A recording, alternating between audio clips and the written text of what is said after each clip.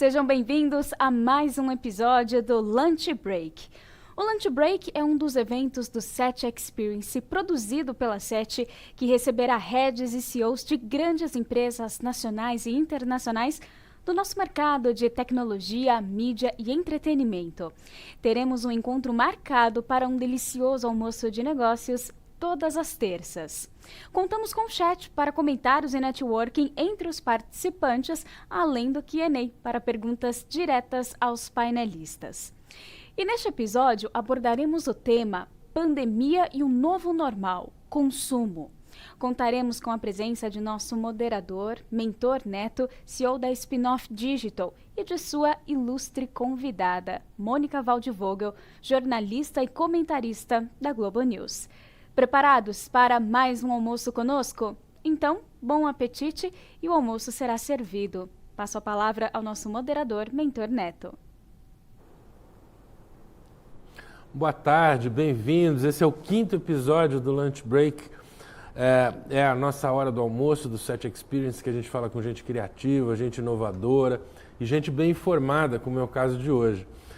Os nossos encontros estão marcados. A gente tem uma conversa com o Marcelo Tass na semana que vem, no dia 5. A semana que vem é diferente, não vai ser na terça-feira, como a gente faz sempre, vai ser na sexta-feira com o Tass. Eu sou o Mentor Neto, sou publicitário, sou CEO da Spinoff Digital e assino a coluna Últimas Palavras da Isto É toda semana. A nossa convidada de hoje é formada em jornalismo.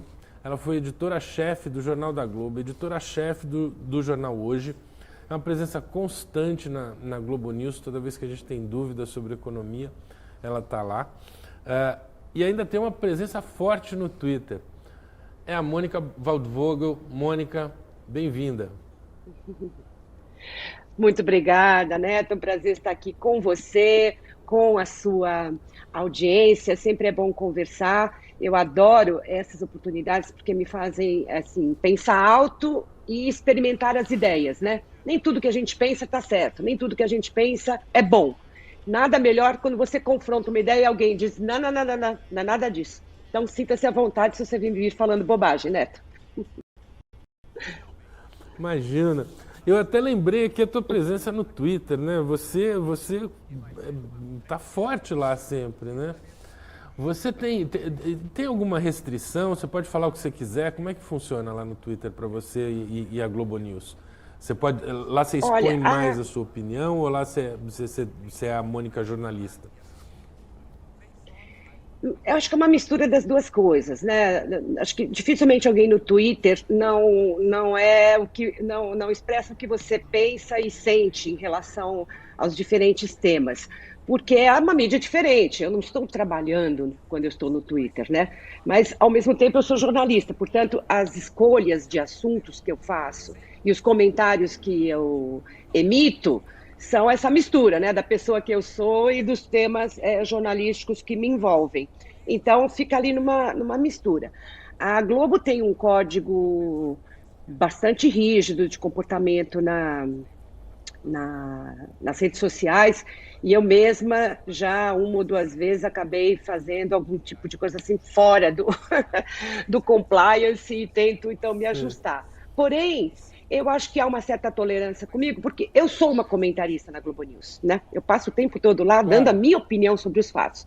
Então, o Twitter também acaba sendo uma extensão disso que eu faço profissionalmente, então a emissora acaba aceitando, né? E de toda forma, aquilo é tão avassalador, né? As redes sociais são uma coisa tão forte, difícil alguém escapar e ficar ausente. Os jornalistas que não estão nas redes sociais, a gente até estranha, fala, nossa, que bicho é esse aí que não conversa aqui, né? E me fala um pouco da tua rotina na pandemia, como é que tá? Você tem saído de casa? Você tem que ir no estúdio? Eu acho que não, né? Eu acho que você tem feito, pelo Ainda que eu tenho não. te visto na Globo News. E você está em fazendo São de Paulo casa, ainda? Estou em São Paulo, Entendi. estou em São Paulo. Desde março do ano passado, do dia 20 de março do ano passado, que eu trabalho em casa. E o que significa que eu trabalho o tempo todo que eu estou acordada, né?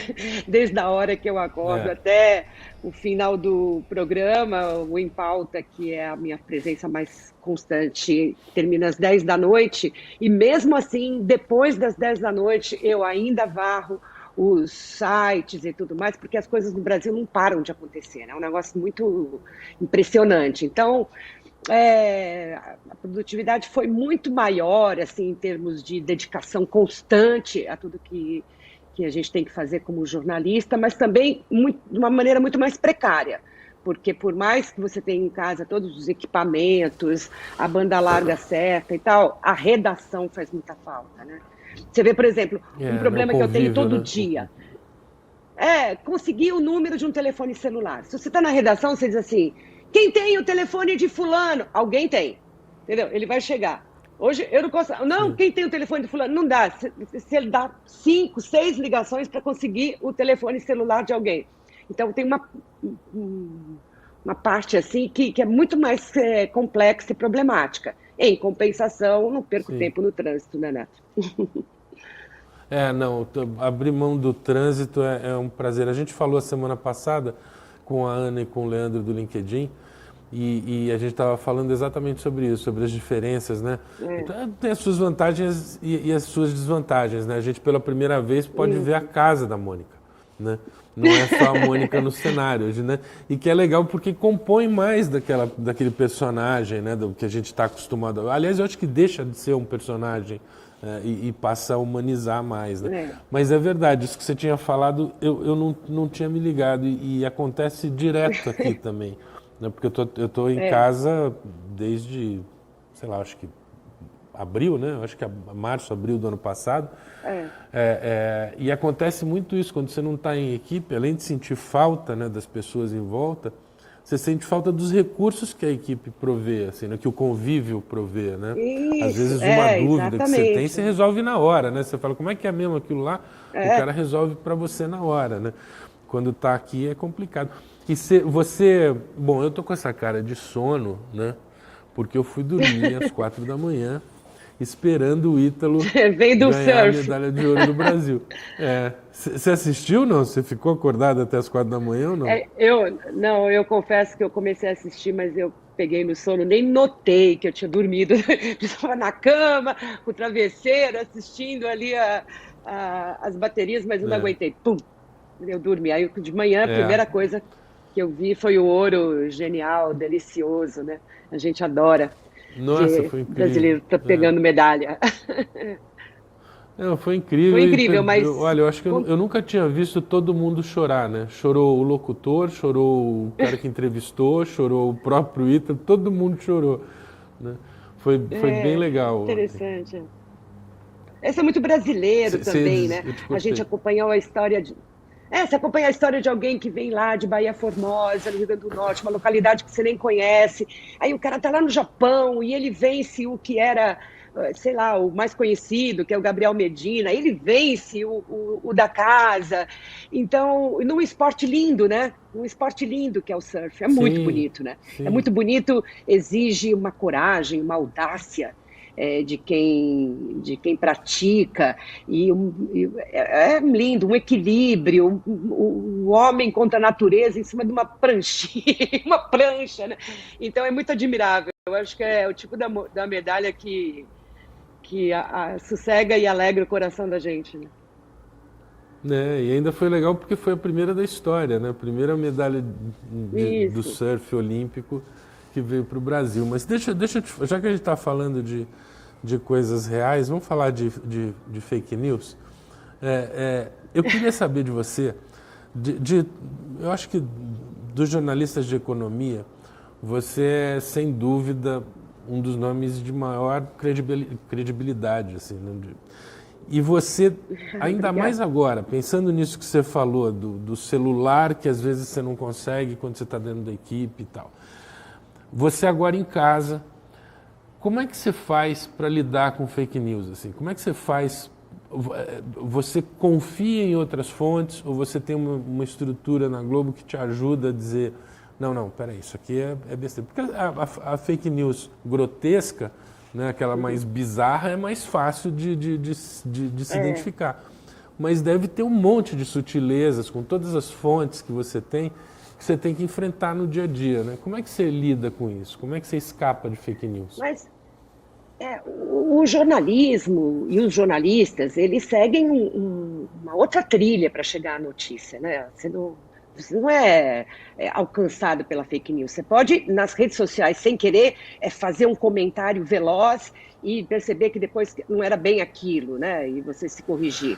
Mas não no exercício profissional. Você não pode se dar o luxo de ser impactado, de repente, por uma notícia que tem cara de mentira, meia mentira, meia verdade, e não apurar. Então, o próprio processo de apuração de uma notícia ou de um comentário sobre um fato, ele segue o protocolo jornalístico, que é confirmar, que é ver se aquilo faz sentido na quadra em que a gente está, se aquilo passa pelos filtros das pessoas que eu confio e que eu ouço há muitos anos e que sabem discernir muito bem o que é furado do que é uma boa. Então, isso nada muda. O problema da fake news é como elas impactam o público, não como elas impactam a gente. A gente luta o tempo todo contra elas, dizendo, veja, não é bem isso, é muito mais complexo, é muito mais complicado,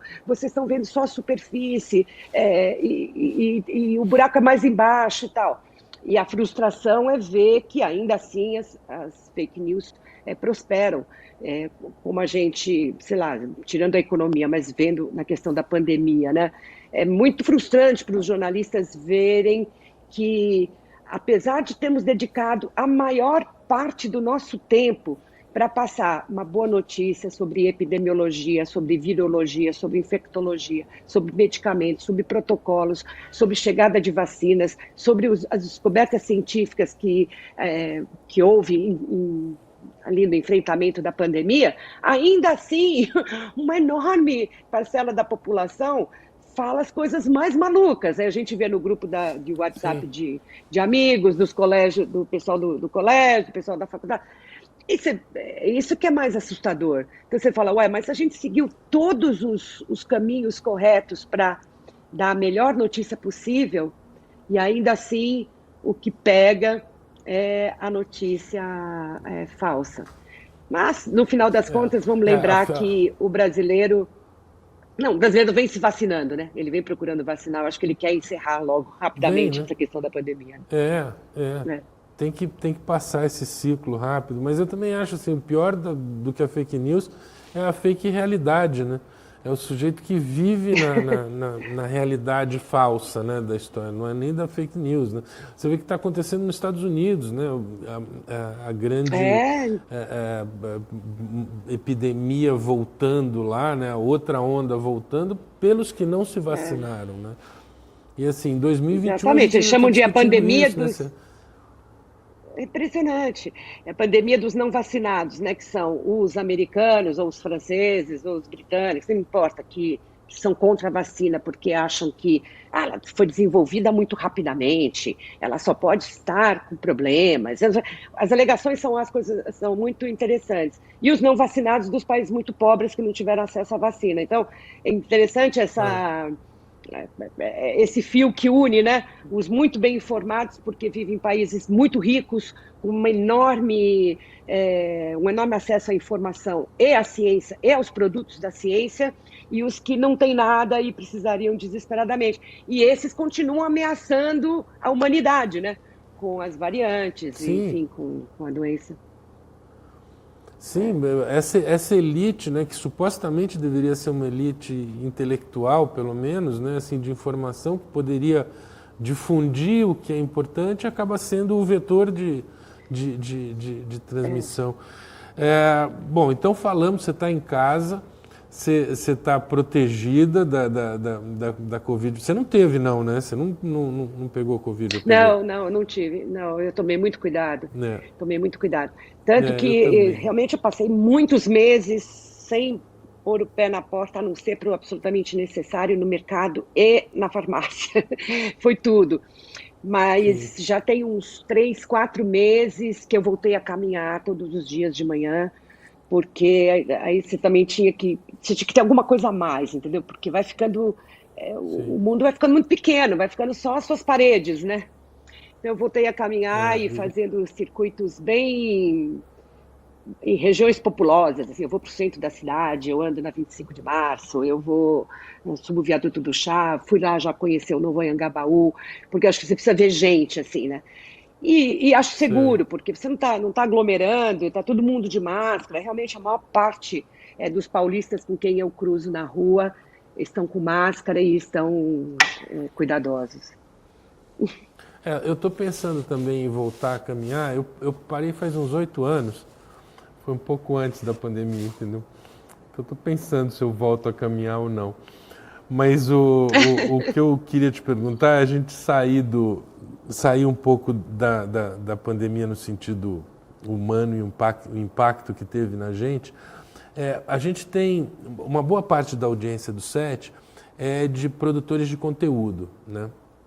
Produtores de conteúdo, produtores, empresas de comunicação, mídia e de todos os tamanhos, né?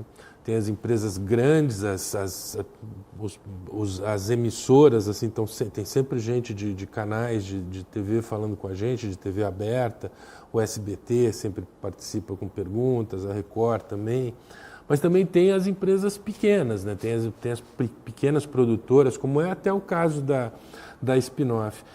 Então eu queria roubar um pouco do teu conhecimento de economia, de toda a informação que você tem de economia, para você dizer para a gente como é que você está vendo isso, como é que você está vendo o Brasil durante a pandemia e se você quiser já avançar para o que vem pela frente, o que você está percebendo que vem pela frente em relação à economia.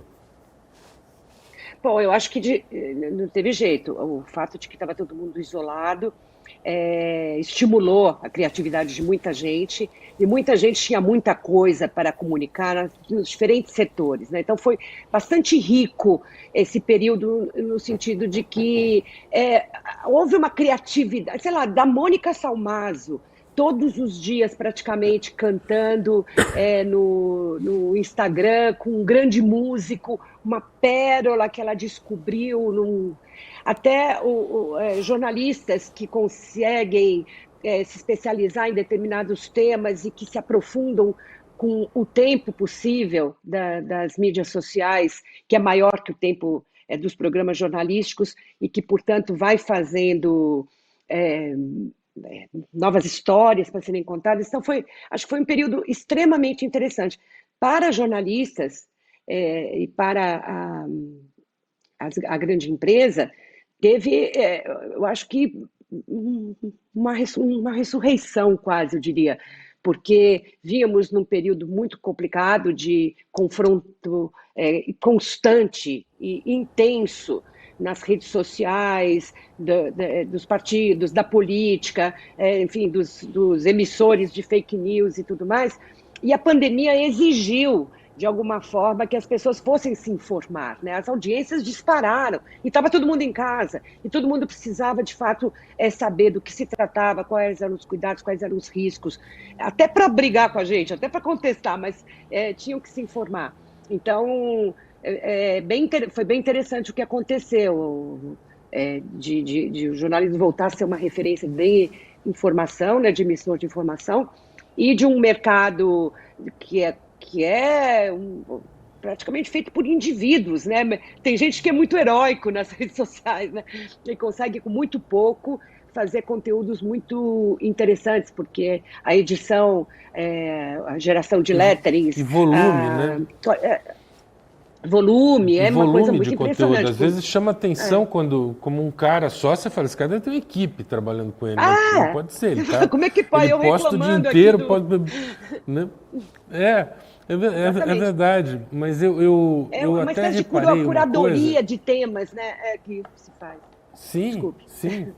É impressionante mesmo como tem geradores de conteúdo. Eu acho que até uma coisa muito brasileira, né? A gente tem mesmo... Bom, a gente tem aderência a todas as redes sociais, né? A gente é capaz de entrar, dominar e destruir, né? Como a gente fez com o Orkut, né? Mas assim, eu lembro até que eu falei uma vez com um cara do Facebook, americano, e ele disse que eles tinham medo de brasileiro. Quando eles lançavam uma rede social, né, e pegava no Brasil, eles diziam, pô, então agora tem que tomar cuidado, porque eles dominam mesmo essa história, né?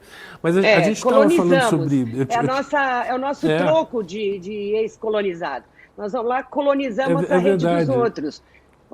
É uma vingança.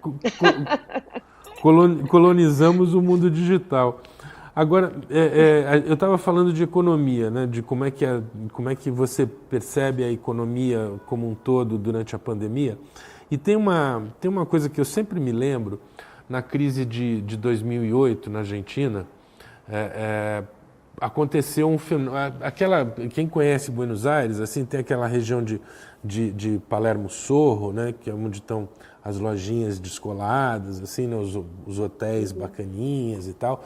E tem a outra um pouco mais para baixo, que é Palermo Hollywood, que é onde estão os restaurantes e tal. Toda essa região, ela meio que surgiu em 2008, na crise, exatamente por isso que você falou, por gente que falava, cara, eu estou desempregado, né? A economia foi para o espaço, eu vou fazer o que eu gosto, vou abrir uma papelaria artesanal e vou lá tocar minha vida. E isso acabou virando uma nova economia, né, para a Argentina naquela época, né? Você acha que a gente está nesse grau de economia quebrada? Assim, você acha que a pandemia e todo o caos econômico que eu nem vejo nas ruas assim ainda, né? Talvez porque a gente não saia na rua, a gente não vê tanto no dia a dia, mas a gente sabe, né, que tem essa nuvem negra em cima. Assim. Você acha que a gente está numa situação gravíssima da economia? Me dá a tua medida para isso. Assim.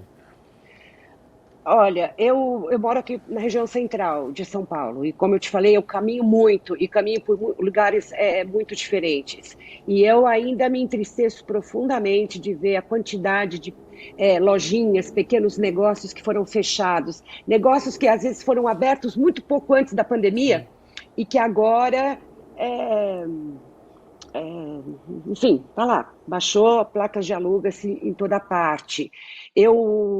Eu gosto muito de caminhar ali na região da São Luís, eu subo naquelas galerias das galerias, fui outro dia pela Galeria Metrópole, andando todos os andares, a quantidade de estabelecimentos, bares, restaurantes que estão fechados é uma coisa impressionante, porque as pessoas não suportaram o aluguel, eu não sei dizer se foi porque a negociação foi difícil com o proprietário, ou se de fato as pessoas, enfim, não tinha clientela e desistiram. Então, eu acho que esse pequeno negociante, esses pequenos negócios ainda estão hesitando muito. Eu ainda não vejo esse ressurgimento. Ao contrário, as pessoas falam que a Vila Madalena nunca mais vai ser o que era. Será? Mas, de fato, o que foi fechado lá não vai voltar. Talvez migre para lugares da cidade onde o aluguel é mais barato.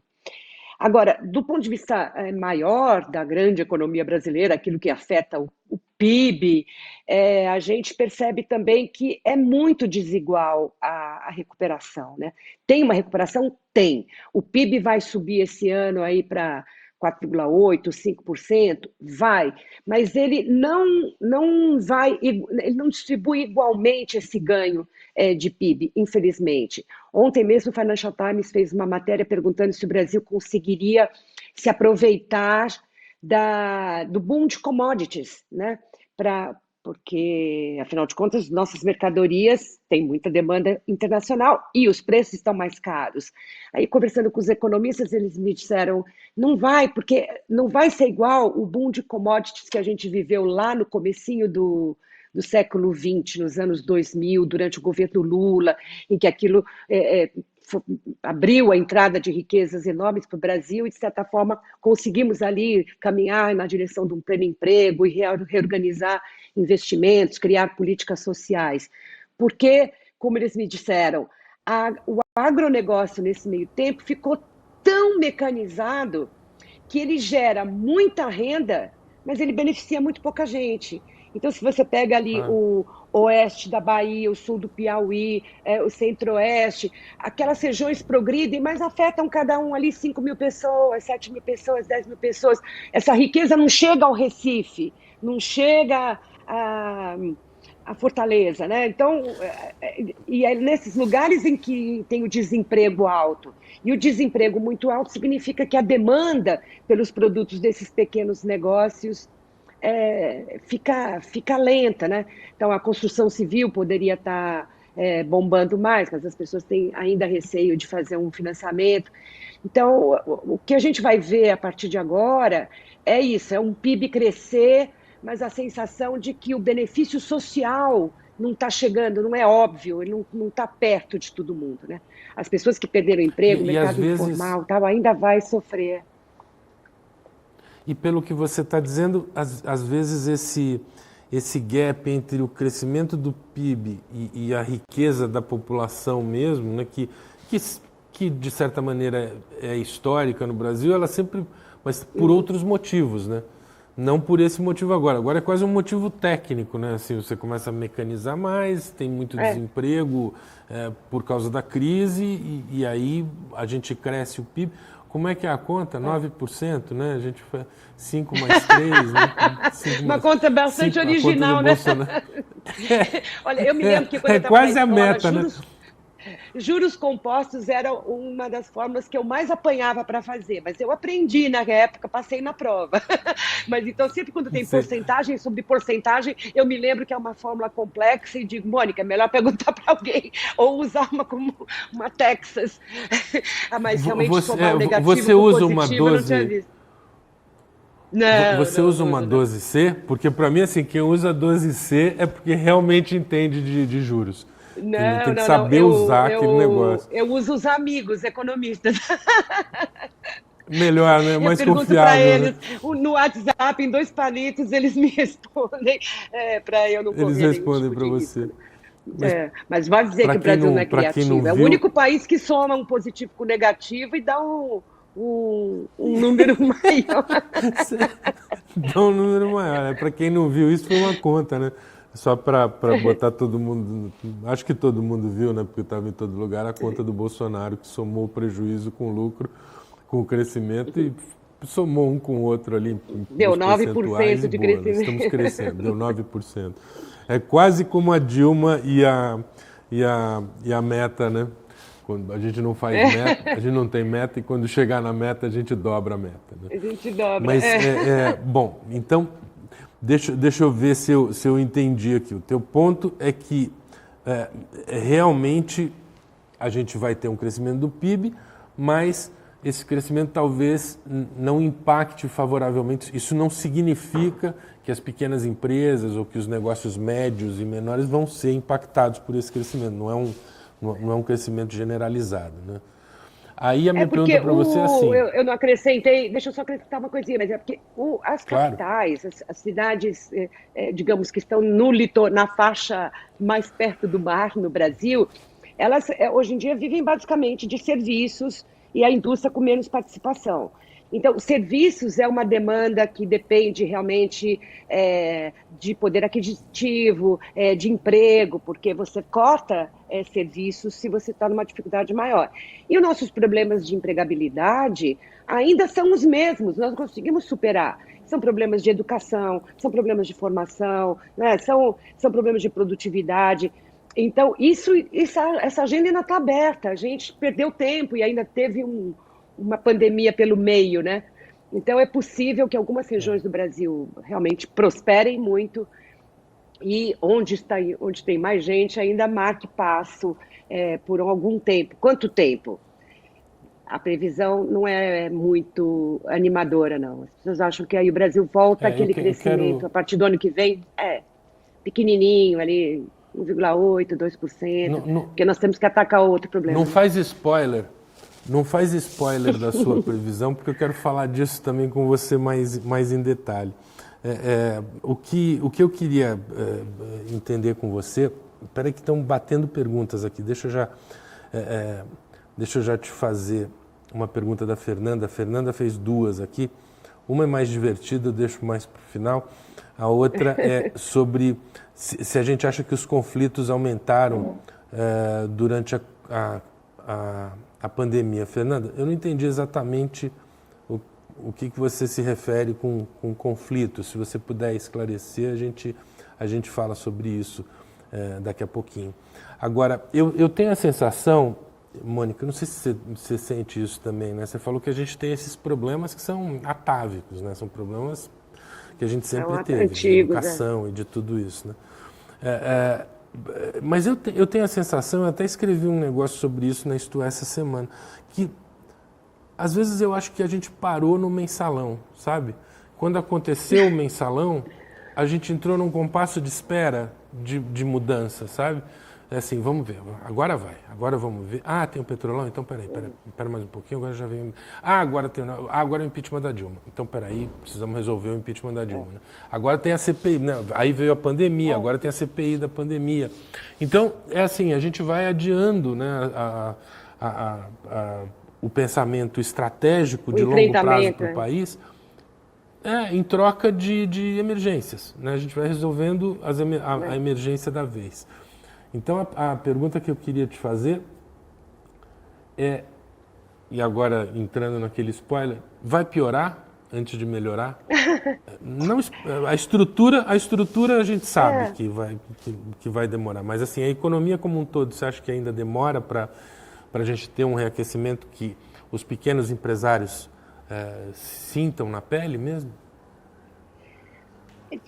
Eu não sou capaz de fazer essa previsão, porque eu acho que, ao mesmo tempo, o Brasil tem uma potência, né? A gente se surpreende tanto com o que acontece no país, de onde você menos espera, vêm ideias brilhantes, novidades que chegam, e o Brasil é muito novidadeiro e é muito flexível.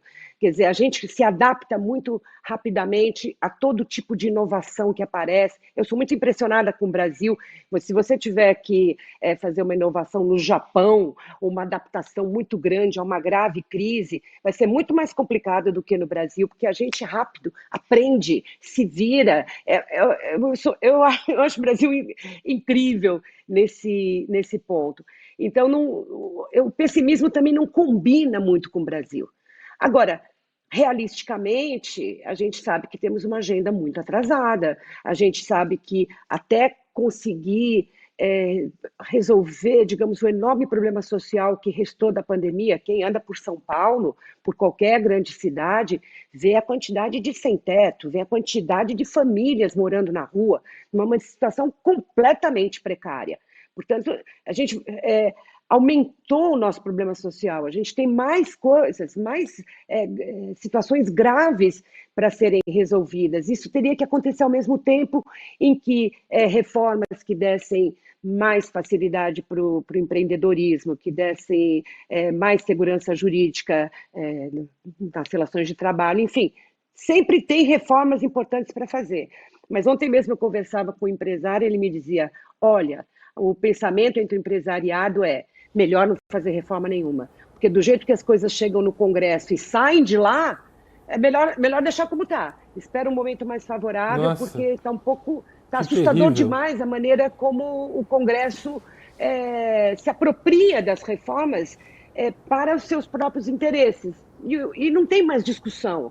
A gente vive um momento muito complexo na política, em que as coisas são muito aceleradas, como se fosse para mostrar um resultado e resolver problemas, mas o que ocorre lá dentro do Congresso, na velocidade, na falta de discussão com o resto da sociedade, é que se criam mais problemas e nenhum tipo de solução. Então, também é um momento muito delicado entre quem lidera, né, as reformas e quem lidera o país, quem puxa isso para frente. A gente vê também um empresariado muito calado, que não enfrenta esse problema. Calado eu não acho nem que é só empresariado, né? Você vê assim, a academia não fala nada, sindicatos não falam nada, empresários não falam nada, né? A gente está... Eu realmente não consigo entender se é por causa da pandemia. Durante um tempo eu achava que era isso. É a pandemia, a gente está em casa, então é mais difícil. De novo com o teu ponto do escritório, né? Quando você está no escritório, cercado de gente, é mais fácil, né, você discutir uma questão e falar, gente, precisamos fazer alguma coisa e tal. Né? Quando você pega isso e extrapola para milhões e milhões de pessoas em casa sozinhos, talvez justifique isso, mas O que não justifica as entidades, né? As pessoas, tudo Mas, bem, mas as Neto, entidades deveriam ter um papel, né? eu vou discordar um pouquinho de você, porque o que eu assisti de live interessante, de seminários e Sim, de debates e verdade. tal, o que está acontecendo, me parece, é que toda essa, digamos, informação crítica, esses estudos, as pesquisas que continuam sendo feitas pelos acadêmicos, pelos especialistas, pelas entidades e tal, parece que elas não têm ponte com quem decide. Então, nós temos um governo, um executivo que só reage quando partes dessas entidades se irritam profundamente e pedem mudanças, e um Congresso que não ouve ninguém. Então, essa desconstrução de pontes que eu cobri Brasília durante 12 anos, não tinha nenhum tipo de reforma constitucional ou de projeto de lei importante que não fosse precedido por meses de discussão nas comissões. Convidavam-se todas as visões. O relatório que saía era um relatório mais ou menos que tinha uma mediana, né? Agora você vê, queriam aprovar uma PEC do voto impresso sem que nenhum especialista em informática tenha sido convidado no Congresso para discutir a Sim. fragilidade do voto impresso. Não, Então vira um não toda assunto. toda a discussão passou a ser unicamente política, né? Unicamente de Exatamente. conchavo. Não tem uma outra layer por baixo que justifique essa. E você, assim como eu, assim, a gente assistiu os dois impeachments, né? A gente assistiu. Eu lembro que na minha agência, eu fundei minha primeira agência em 87. Então passei por tudo, né? Passei por Plano Real, passei por Plano Collor, passei por Direta Já, passei por tudo que você pode imaginar de crise eu passei. E quando eu estava vendo as coisas que a gente ia conversar aqui, eu achei uma entrevista sua com a Zélia, né? Você lembra da Zélia, né? Que outro Lembro, dia que a história esquece, né? Assim, outro dia eu estava falando na agência. Tinha uma diretora de arte da agência que eu falei assim, pô, você parece a Zélia. Ela fez assim, Duncan? Eu Quem? falei, não é a Zélia Duncan. Não é a Zélia Duncan. Aí ela fez assim, Zélia Gattai? Eu ainda fiquei feliz que ela achou a Zélia Gattai, né? Eu falei, não. Zélia Cardoso de Mello. Nunca ouvi falar, né? Não sei quem é, né? E aí a gente eu tô dando essa volta toda para te falar que você cobriu o impeachment do Collor, você assistiu ali, você já cobriu aquilo, você acompanhou o impeachment da Dilma. Você acha que a gente caminha para o impeachment ou não? Não, eu acho que não. Primeiro, por causa do timing, né? A gente já vai entrar daqui a pouco num ano eleitoral, os partidos já estão se mexendo para as suas próprias campanhas e não me parece que haja nenhum interesse genuíno de impeachment. Acho que é uma discussão, uma palavra de ordem que fica quicando ali na sociedade, fica quicando nos protestos, nas redes sociais, mas eu não vejo possibilidade disso acontecer daqui até outubro do ano que vem, que é quando tem eleição.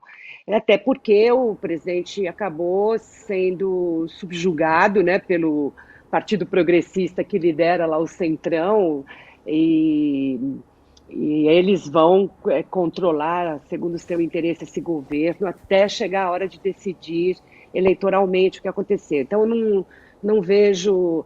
Um presidente fraco é de grande interesse no ano pré-eleitoral para os partidos, mentor, porque as pessoas querem ganhar. Então, o incumbente, aquele que tem um cargo, é o pior adversário, né? Porque ele tem caneta, ele tem máquina, ele tem meios, e tem capilaridade de prefeitos e tal. Então, ele é o adversário mais temido. Quem vai desafiar o incumbente sabe que é uma parada mais dura. Mas se esse incumbente está fraco, se ele já todo dia tem que fazer uma concessão para conseguir se manter ali com o nariz para fora da água, ou se ele precisa constantemente inventar barbaridades para se projetar, para ser visto, para ser ouvido, mesmo que seja pelo absurdo, tem algo errado nessa presidência, né? Então, se falta agenda, se falta propósito, se falta horizonte, é muito mais difícil para esse incumbente. Então, eu acho que não é de interesse da política o impeachment. Me parece muito mais uma palavra de ordem quase que vazia. Entendi. Então, assim, você acha que... Eu não quero traçar um panorama pessimista, né? Por mais que a gente... Poxa, eu sempre empreendi, eu tenho a minha empresa, eu quero mais é que o Brasil dê certo e que a gente vá para frente. Curiosamente, eu sempre trabalhei numa área da comunicação, eu sempre trabalhei em promoção, né? Na área de promoção, de marketing promocional. E sempre me incomodou uma característica desse mercado, que é assim, quando o país está bem, você vai bem porque uma empresa quer vender mais do que a outra, né? Então tudo bem. Só que quando o país vai mal, historicamente, nos anos que o Brasil foi mal, a minha agência sempre deu mais lucro, porque tem um investimento maior para vender. Às vezes o cara corta a verba de mídia, o cliente corta a verba de mídia, né, tradicional para fazer promoção mesmo, para fazer marketing promocional e vender no ponto de venda. Né? É claro que essa crise que a gente está vivendo agora, ela é mais complicada, não dá para usar o mesmo exemplo, porque primeiro que não tem mais ponto de venda quase. Durante muitos meses não existia ponto de venda físico, né? Você tinha que comprar online, mesmo assim ainda dava para fazer promoção, mas não essa promoção one-to-one assim, na loja, né? No ponto de venda. Então, eu acho que a gente está combinando quase uma tempestade perfeita, assim, né? De um governo complicado, um ano eleitoral chegando, né? Ano eleitoral, Copa do Mundo e Olimpíada nem tanto, mas Copa do Mundo e ano eleitoral, tudo para, né? Tudo para se pensar isso. Então a gente tem a economia complicada, então eu não quero traçar esse panorama pessimista, mas eu acho que é meio a conclusão, né? Não, que a gente ainda tem eu acho que frente... a tempestade, o pior da tempestade já passou, né? Eu acho que a gente, o ano Você passado... Você acha mesmo? Viveu muito mais dificuldade. Eu tenho a sensação que ainda está por vir. Que ótimo que você tem essa percepção. Não, eu acho que difícil, tudo é difícil. Com toda certeza. Porque... Não, eu acho que a agenda e o desafio que o Brasil tem é difícil. Eu absolutamente não faço pouco das dificuldades e dos enfrentamentos que a gente tem. Mas, por exemplo, você está falando sobre promoção e tudo mais. A gente, em março do ano passado, não fazia tanto negócio online como faz hoje. Essa adaptação, essa velocidade com que a gente supera a desconfiança, supera o medo de botar um cartão num site da internet, aí o banco já faz um cartão virtual para você que tem receio. Tudo, eu fico muito impressionada com isso que eu chamo de flexibilidade que nós temos no Brasil. A gente tem uma dificuldade, a gente acha um jeito de pular para frente. Então, me parece que a tempestade perfeita foi o ano passado. Aqui nós temos desafios que precisamos saber se queremos ou não enfrentar, se a gente quer ficar mais ou menos marcando passo ou se a gente quer dar um salto. Isso são decisões da sociedade, dependem de quem ela escolhe na hora de votar, né? Depende de que agenda ela acha que é a melhor, o que ela está esperando. Eu também te pergunto até para você como um observador de mercado e tudo mais, você não acha que esse ano de absoluta saturação da dificuldade, do isolamento, das medidas restritivas que fizeram com que todo mundo tivesse temor de circular e tal, não vai acontecer o contrário? As pessoas não vão, assim que decretar aí que a pandemia já está com uma transmissão baixinha e está todo mundo vacinado. Amor livre, então, eu acho né? que vai ter uma explosão de comportamentos novos, que vai voltar tudo de uma vez só. A festa, o show, a celebração, o evento, a viagem, o turismo. Você não acha? Eu vejo as pessoas muito esgotadas. Eu acho, e assim, historicamente sempre foi assim, né? Toda vez que você tem um período da história que seja muito, muito rígido em qualquer sentido, quando você libera, é o que eu brinquei aqui e falei, amor livre, né? E aí pode tudo, né? Eu tenho um amigo que fala assim, cara, na hora que acabar a pandemia, a primeira balada que eu for, eu vou beijar todo mundo, né? Porque assim, o cara, é gente que não aguenta mais, né, ficar em casa. Eu nem tenho tanto esse problema, porque E eu sempre mais, Neto, fiquei bem em casa, assim. foi Mas caseiro. eu percebo que Não, vai tem mais uma explodir coisa. mesmo. Porque também você tem, na classe média que ficou empregada, evidentemente, né? é, teve uma poupança, porque as pessoas realmente não Sim. gastaram durante muito tempo. Então, elas também vão estar dispostas ir à forra, né? É interessante também esse E fenômeno. O que tem vai os dois acontecer? lados. Eu acho que tem os dois lados mesmo, positivos nessa história. Na verdade, para mim é um alívio ouvir você dizer isso, porque eu acho que... Você sabe que o meu pai, quando, na época da ditadura e depois, né, a vida toda, ele sempre falava para mim assim, o povão não vai aguentar, a coisa vai estourar. E aí Exatamente. quando chegou ali depois do governo Lula, e ele falou isso, eu falei assim, não vai, né? Porque, olha, pensa, a gente já teve governo militar, a gente já teve o Sarney, a gente já teve o Collor, a gente não arrebentou, então não vai ser agora que vai arrebentar. E às vezes eu me pego pensando como ele, sabe? Dizendo assim, poxa, a coisa tende a piorar, né? E não é, eu acho que você, é um alívio ouvir de você que é super bem informada, que sabe estar de olho o tempo todo no que está acontecendo no país, dá esse refresco de esperança, assim, de que, eu não gosto da palavra esperança, assim, mas dá esse refresco de que as coisas, que o pior já passou. E aí, respondendo a tua pergunta, assim, eu acho que a gente tem represado esse dinheiro do consumidor, e tem também represado o dinheiro do anunciante. Né?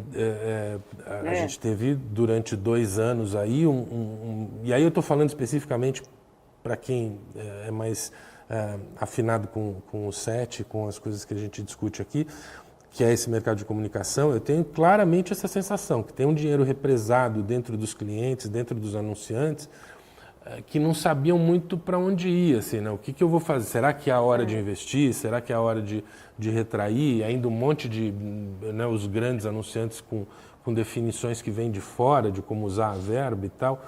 E eu estou começando a sentir, desde o início desse ano, que começa a haver esse movimento de anunciantes que começaram a perceber que não dá mais para ficar parado. Você precisa fazer alguma coisa, você precisa fazer, né? Seja investir na mídia tradicional, seja investir no digital. Você falou do crescimento, né? Que também eu acho que é um ponto super legal que você levantou. Assim, por pior que seja a crise, a gente sempre encontra uma saída.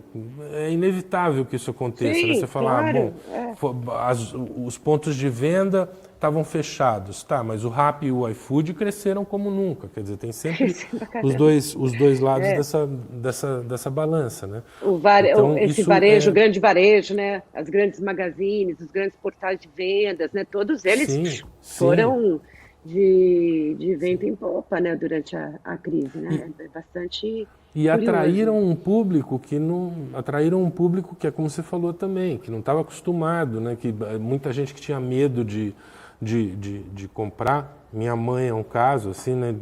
Que tinha medo de tudo isso. Tá ligada no. Foi inevitável, que dá né? pra pedir pizza no Rappi. Você vai encontrando as soluções. Mas você vê Deixa que eu voltar a indústria automobilística. Diga. Não, só ia dizer que a indústria automobilística, por exemplo, é interessante o que está acontecendo, né? Porque tem fila de 3 meses para um carro zero, a demanda é muito maior do que a indústria está conseguindo produzir, não porque ela não tenha capacidade de produção, mas porque faltam componentes, né? Faltam chips, isso está crônico desde o começo da pandemia. Que a reposição de peças eletrônicas essenciais para a indústria automobilística não parece a vacinação no Brasil, né? Está sempre faltando alguma coisa para chegar. Então, mas demanda de carro é sempre um sinal de intenção de compra da classe média. Então, ela que poupou agora, já que vai voltar a sair para a rua, quero ir com um carro novo, né? Deve funcionar mais ou menos assim, né? Não, e é verdade, essa falta do chip, ela se reflete também, aliás, da nossa audiência, se tiver alguém que entenda disso, eu quero saber por que é que a gente está vivendo uma seca de placa de vídeo. Se você quiser comprar uma placa de vídeo para um computador, você não encontra no mercado, realmente não, entendeu? Então, assim, tem alguma coisa, tem algum mistério que aconteceu no chip, né, na coisa da importação de chips, tanto para a indústria automobilística, como até para a nossa indústria de produção, no que se refere à importação. Diga. Eu ia dizer que a explicação de meses atrás era de que, como você, com a pandemia, tinha tido um aumento gigantesco de tudo que era necessário para a vida online, então, toda essa produção de celular, computador, tudo que diz respeito a essa cadeia gigantesca, pegou, usou toda a produção de chip que existia. E aí começou a faltar... mas está faltando até agora. O que é incrível é não ter normalizado. Aí precisa de um outro especialista também, mentor. Tem que telefonar para alguém e perguntar. É que eles devem estar fazendo vacina na China. Eles pegaram a indústria inteira ali e puseram para fazer vacina, entendeu? Pararam de fazer chip de computador. Tudo no chip, chip de vacina. Agora, eu queria voltar para a pergunta da Fernanda, porque aí ela mandou aqui o que ela gostaria de saber. A Fernanda Borges, ela é CEO da Lyon Mediation, Legal Online Mediation, então é uma empresa de mediação, até por isso a pergunta dos conflitos. Ela tinha perguntado assim, vocês acham que os conflitos aumentaram durante a pandemia? Agora, nesse contexto da mediação, fica mais claro da gente entender. Aí ela esclarece, os conflitos entre as pessoas, empresas, os desentendimentos, a gente tem dados que o número de divórcios triplicou na pandemia, isso é curioso, né? No mundo todo isso acontece. Eu lembro que uma vez eu vi assim, você não pode botar o marido e a mulher em casa, juntos, 24/7. Isso não dá certo. O casamento não foi concebido para ser desse jeito. Por exemplo, no Canadá, quando o inverno é muito forte, é quando aumenta, estoura o índice de violência doméstica, porque o cara fica preso com mulheres, começa a discutir, não tem conversa, entendeu? Então, assim, ela está dizendo aqui, né, que o número de divórcios triplicou na pandemia, o número de agressões a mulheres em casa também, quer dizer, né, o efeito inverno do Canadá. O número de conflitos entre empresas passou de 34,7% para mais de 48% por causa das inúmeras quebras que a gente teve. Então ela pergunta e meio que já dá a resposta, né? Vocês acham que os conflitos aumentaram durante a pandemia? O que você sente disso? Assim? O que você tem de informação sobre isso que você pode dividir com a gente? Eu sempre me marcou logo no começo, quando assim que Wuhan superou a fase, né, brutal lá da epidemia, a primeira notícia que apareceu era esse, que o número de divórcios em Wuhan tinha disparado. E que eu achei até curioso. Eu falei, nossa, será que assim eles não passaram esse ano e meio que a gente passou? Foram 3 ou 4 meses de cerco absoluto dentro de casa, maior fiscalização e tal, e nem assim os casamentos aguentaram. Então, é isso que você falou, casamento não foi feito para... não foi todo feito dia você tem que encontrar na hora do jantar, discutir como é que foi o dia, não sei o quê, como será o dia seguinte, mas não o dia filho inteiro. Também não. Filho também não. Filho também tem que ir para a escola, tem que brincar com o amiguinho.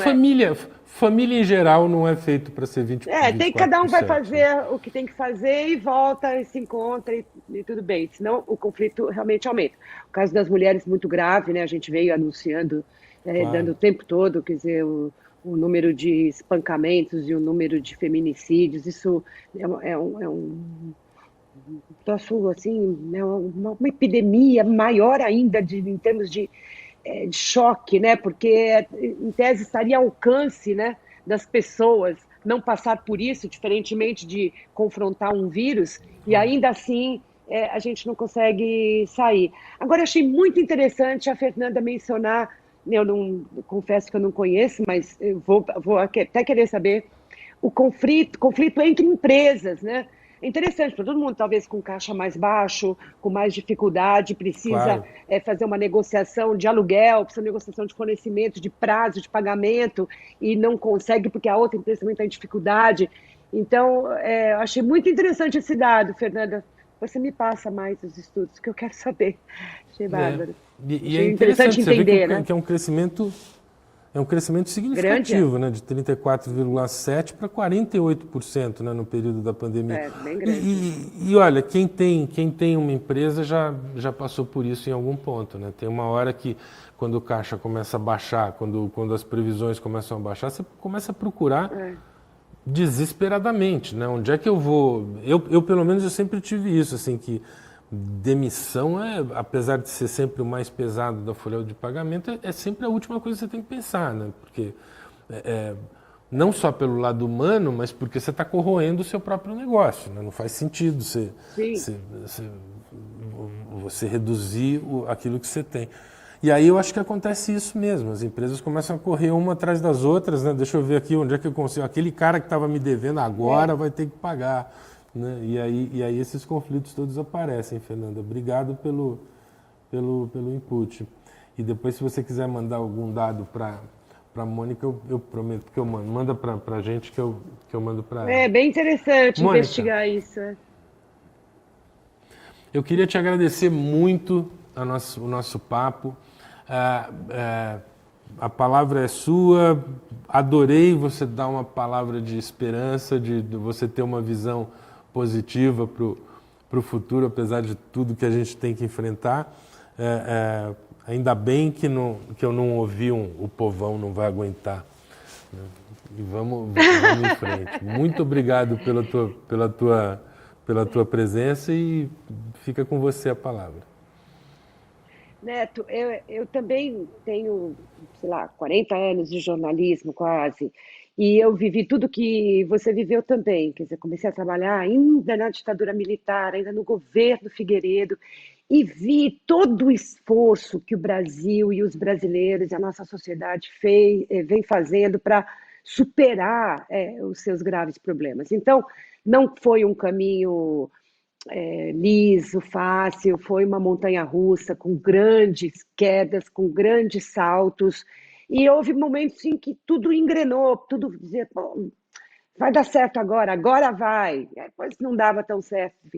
Então, tendo experimentado, vivido tudo isso, tendo percebido o esforço que brasileiros fizeram e as suas autoridades e seus políticos escolhidos fizeram, e depois as derrocadas, eu acredito que a gente aprenda e acredito que a gente, enfim, queira continuar indo em frente. É por isso que eu não me permito ser uma pessimista e de achar, não, eu acho que é difícil. O Brasil não é um país fácil, dada a diversidade de situações, o tamanho e as demandas. Então, é complicado, mas a gente está indo. A gente vai indo.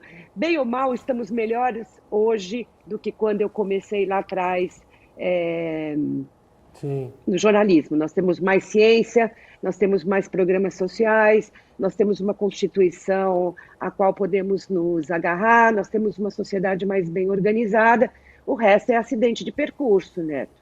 A gente vai desviando, pegando um atalho e achando o caminho de novo. Em época de Olimpíada, a gente está menos por ciclismo naquelas pistas ovais, né? E está mais para o mountain bike, assim, né?